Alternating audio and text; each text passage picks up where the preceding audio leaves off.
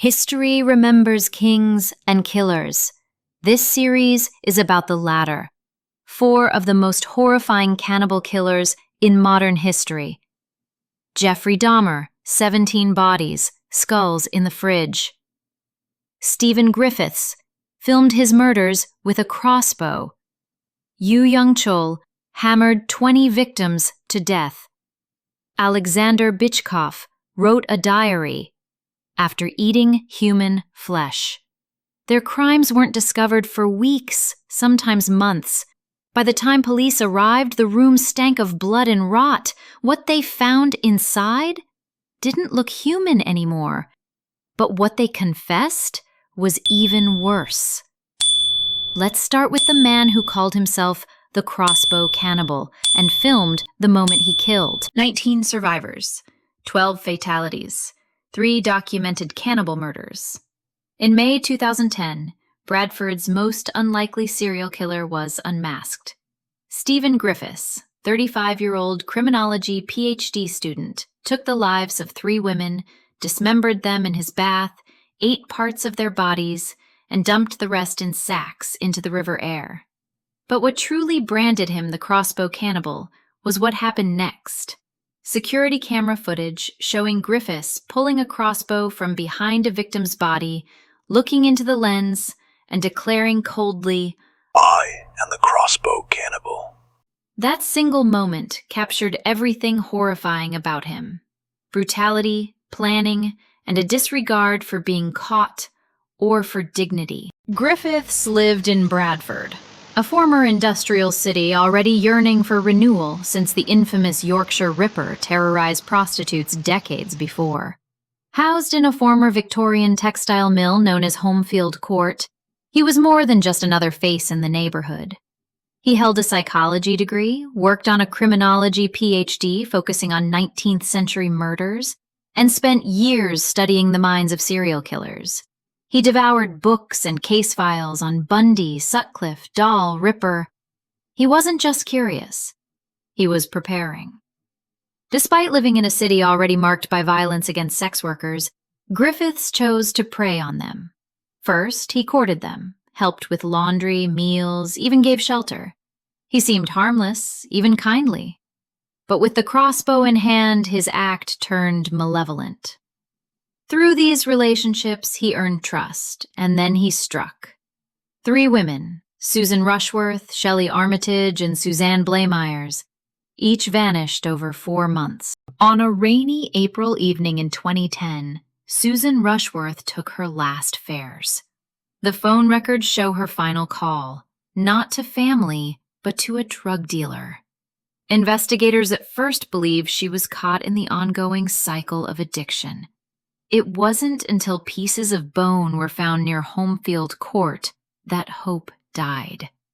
Griffiths claimed she was consensual, but CCTV and his blood-smeared bathtub said otherwise.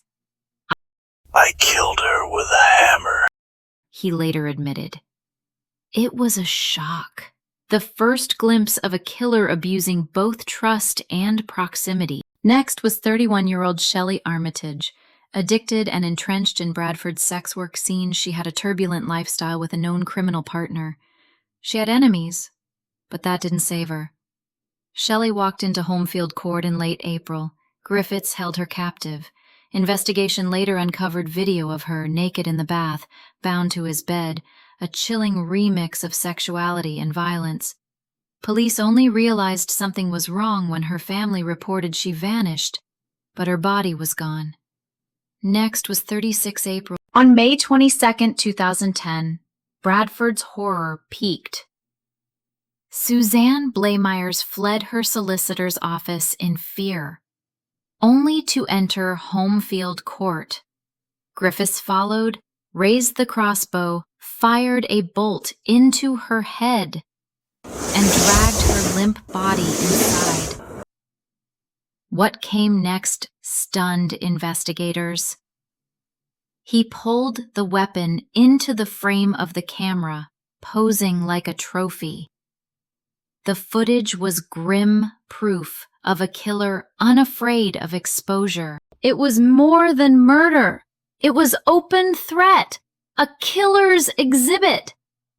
Police had seen enough. Police descended on Homefield Court within hours. Griffiths reportedly greeted them with derangement. "I am Osama bin Laden." On site, they found a treasure trove of evidence. Blood-stained sacks spelling out fastidious disposal, at least 2 crossbows, nearly 30 knives, and stacks of true crime journals about serial murders. He didn't confess immediately, but once in custody, he proudly confirmed each detail. Crossbow kills, cannibalism, body disposal via river.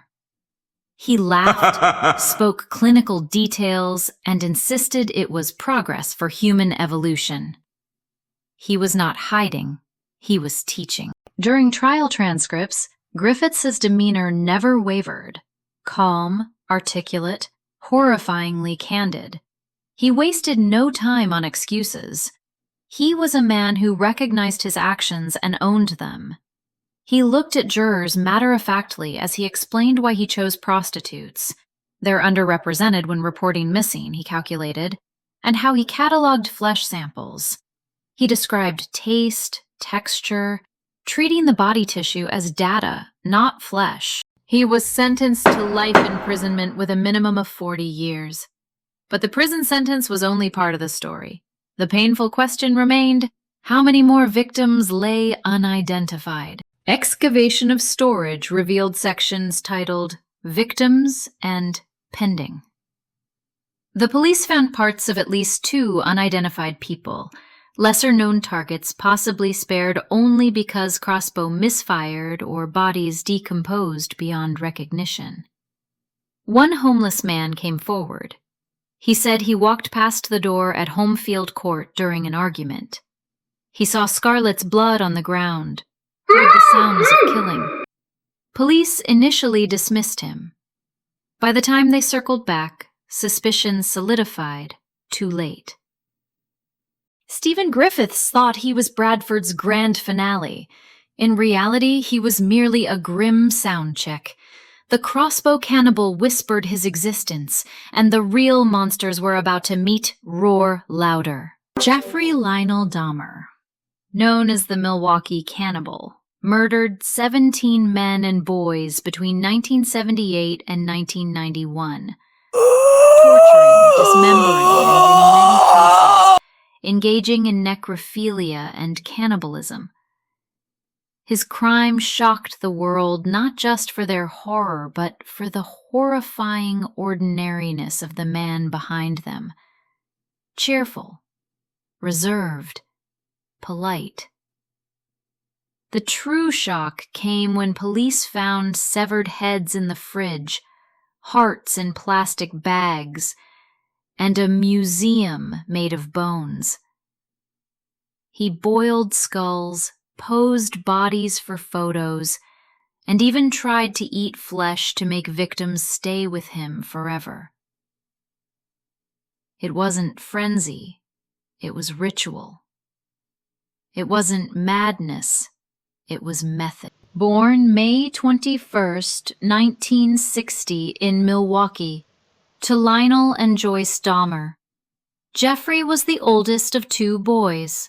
Early years included double hernia surgery and a quieter personality emerging over time. His parents fought. His mother sank into depression. His father worked long hours. The emotional void left Jeffrey isolated and withdrawn. By age 6, he began collecting roadkill, skulls, bones, dissecting them like puzzles. A fascination, yes, but also a sign. When asked if the bones felt anything, he responded, he just wanted to know. At school, he was polite, above average grades. But signs of mental disturbance emerged. Alcohol at 14, isolation, obsession with death. His parents divorced in 1978. 17-year-old Jeffrey began to spiral. June 18, 1978. Dahmer picked up 18-year-old hitchhiker Stephen Hicks. They drank, talked, then an argument. Hicks threatened to leave. Jeffrey snapped, hit him with a dumbbell, strangled him, dismembered him in his parents' basement, pounded bones with a sledgehammer, and scattered remains. Yet even after that horror, he stopped. For nearly 9 years. For nearly a decade, nothing. Heartbeats of silence. But inside Dahmer, obsession grew. He watched horror films constantly, collected porn mags, drank heavily, attempted college, joined the army, dismissed both times. Arrested for indecent exposure, molestation, never connected to murders. In 1987, Dahmer opened a new chapter. Renowned victims Tuomi, Ambassador Hotel, Sears, Miller, Hughes, Lacey, Breithoft, all murdered, dismembered, partially eaten. Techniques grew, injecting acid into skulls, refrigerating hearts, photographing bodies, boiling skulls and bleaching bones. His apartment 213 became a necrotic shrine. July 22, 1991. Tracy Edwards escaped Dahmer's grip, bleeding and handcuffed, ran until he found 2 police officers. They followed Edwards to apartment 213. They found 4 severed heads in the fridge, 7 skulls, a barrel of acid-dissolved torsos, organs, trophies, and unsettling Polaroids. Dahmer attempted to flee, but was arrested without struggle. Over 60 hours of interrogation and a 178-page confession followed. Dahmer admitted 16 murders in Wisconsin, 1 in Ohio, Stephen Hicks, and countless acts of torture, necrophilia, cannibalism. He described drills into brains to create living zombies, acid baths, and long talks with skulls. January-February 1992. Trial of Dahmer for 15 Wisconsin murders, later Ohio trial for Hicks. He pleaded guilty but insane. Defense claimed mental illness, prosecution argued his methodical concealment proved sanity. Experts testified both sides. Judge noted his planning. PhDs, psychiatrists, bones, acid tests, everything evaluated. Dahmer listened stoic. Families gave emotional statements. A sister of victim Errol Lindsay screamed, "I'll kill you." Finally, guilty, sane, ordered to serve 15 consecutive life terms, total 16. Sentence 957 years. Imprisoned at Columbia Correctional Institution. Initially in isolation. Became devout Christian. Wrote letters, joined Bible study. Later performed work assignments. But notoriety caught up. On November 28, 1994, he was beaten to death in the prison gym by inmate Christopher Scarver using a metal bar. Another inmate was also killed. Scarver claimed Dahmer laughed at other inmates who held human heads in jar. God told me. After Jeffrey Dahmer's arrest, public outrage wasn't just about what he did. It was about how many chances were missed to stop him. Milwaukee police faced national scrutiny after returning 14-year-old Connor Xanthosophone, drugged, bleeding, and terrified, back into Dahmer's arms. The backlash forced sweeping changes. Better training in handling domestic and LGBTQ-related calls, faster response to missing persons reports, and major shifts in community policing. Minority and LGBTQ communities, once ignored, demanded representation in law enforcement and oversight in criminal investigations. Families of victims weren't just grieving. They became advocates. Policies tightened, blind eyes opened. Dahmer's apartment was demolished, but the story didn't end there, because across the world in the shadows, others were watching, others were planning, others were feeding their hunger, and compared to them, Dahmer might have only been the beginning. Follow the channel, because next we go deeper into the darkest killers you've never heard of. From September 2003 to July 2004, Seoul was gripped by terror as Yoo Young-chul, the so-called raincoat killer, brutally murdered at least 20 people, a defeated former art student turned violent predator. He targeted wealthy elderly citizens and vulnerable women in massage parlors. His crimes escalated from hammer attacks to dismemberment and cannibalism, eating victims' livers. And in one chilling broadcast to police, he said, "Women shouldn't be sluts, and the rich should know what they've done." A serial killer with a twisted ideology, ruthless precision, and no remorse. Yoo was born April 18, 1970, in Golchang into poverty. As a child, he resented the wealthy, sparking envy when friends mocked him for his worn clothes. He failed to enter art school, and his creativity turned sour. By adulthood, he resorted to theft and fraud. 14 convictions for theft, forgery, and identity fraud between 1988 and 2003.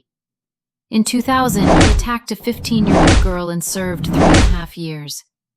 While in prison, his hatred crystallized. He studied fellow Korean serial killers and simmered with resentment aimed at the elite and women he deemed immoral. 13 days after release in September 2003, Yoo struck, breaking into upscale homes in Gangnam and Jongno.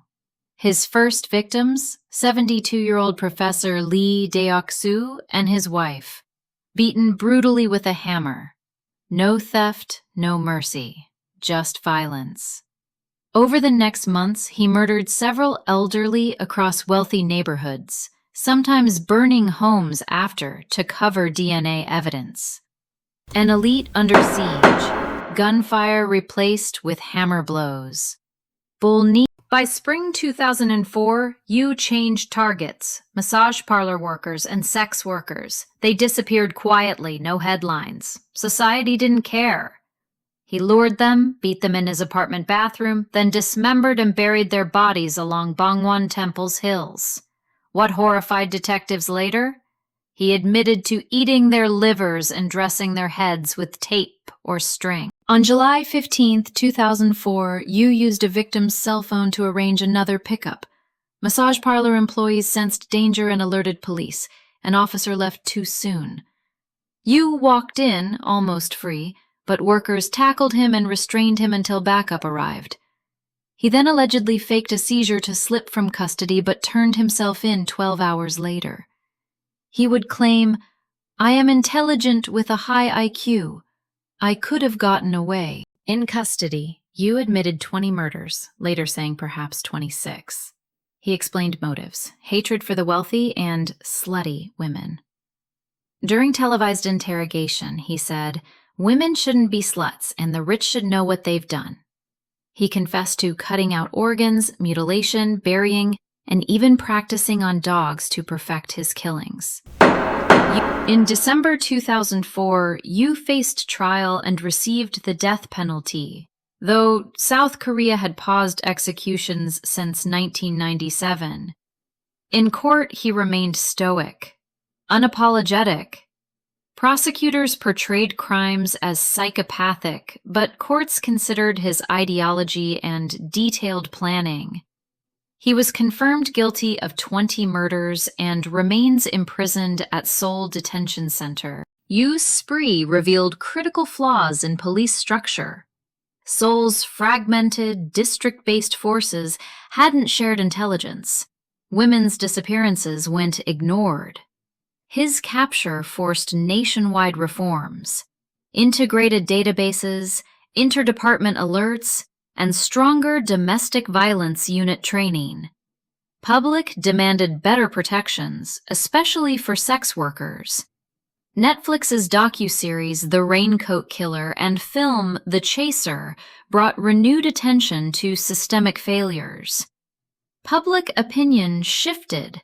Calls for reinstate the death penalty increased, and South Korea began honoring victims' names and stories. Yoo Young-chul remains South Korea's deadliest modern serial killer. His hatred-filled execution of 20 lives and desecration of bodies forced society to stop ignoring the vulnerable. Laws changed. Police opened lines across districts. Media began covering disappearances even outside the mainstream. Yoo Young-chul's spree sent shockwaves, but compared to the criminals we'll cover next, his name is just the start. There are killers who didn't just attack the powerless, but twisted entire systems. Next up, the story of Alexander Bychkov, the Belinsky Cannibal, a predator even more shocking and unstoppable. As squares for the one story back to that sounds, Braun said, is Alexander Vladimirovich Bychkov, known as the Belinsky Cannibal, was a man like any neighbor, until his violence erupted.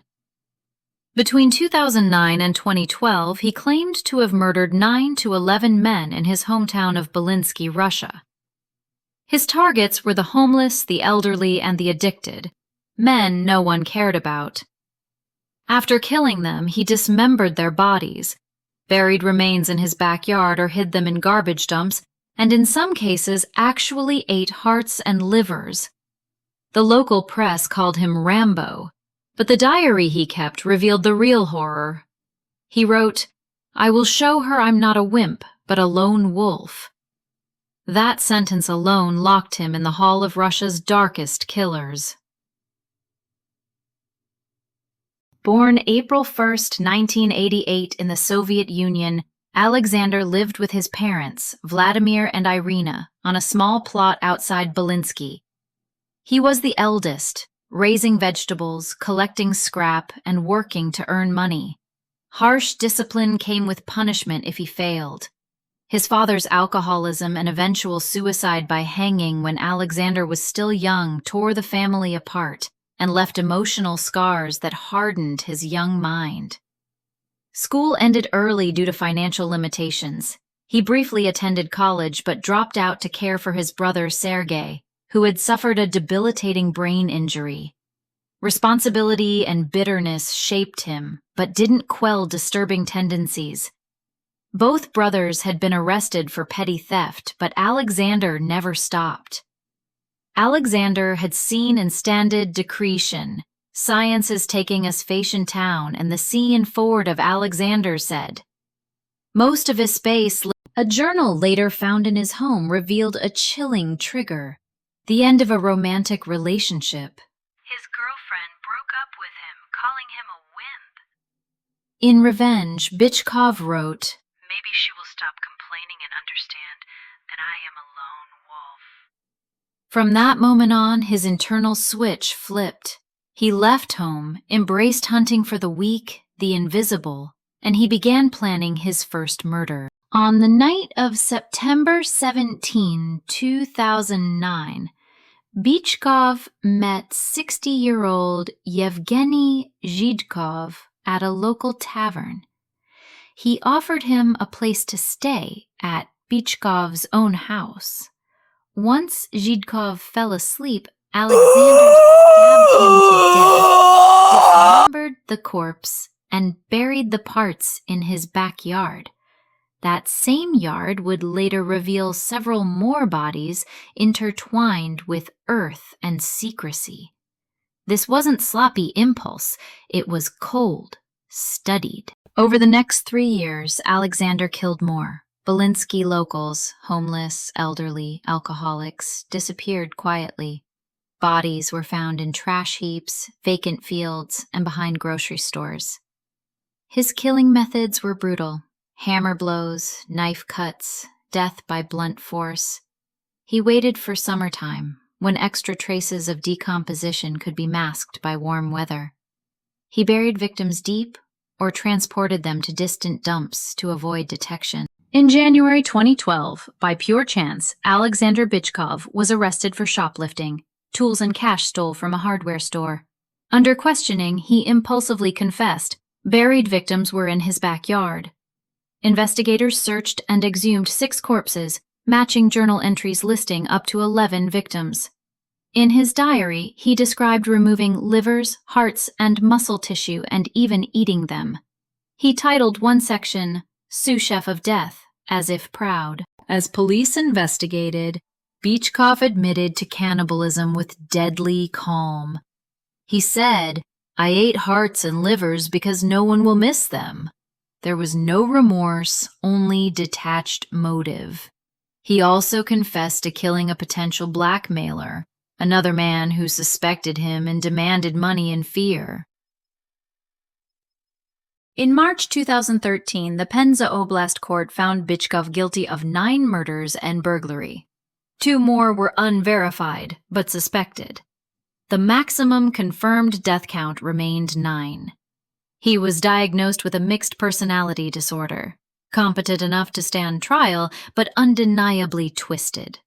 The court sentenced him to life imprisonment, later upheld by the Russian Supreme Court in November 2013. Belinsky was small, sleepy, and riddled with neglect. No one checked on missing alcoholics or the elderly.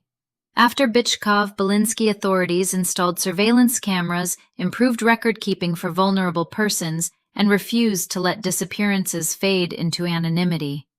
Though media coverage was limited outside Russia, global attention from Reuters marked Bychkov's crimes as part of a troubling cannibal trend in the country, similar to hearings on the chessboard killer or other macabre episodes. There are countless brutal serial killers, but Bychkov stands out because his targets were the invisible, those no one cared about.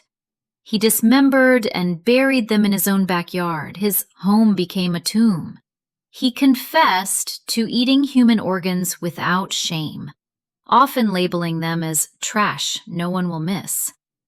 He left a diary proudly listing victims, the murder methods, and how he felt after.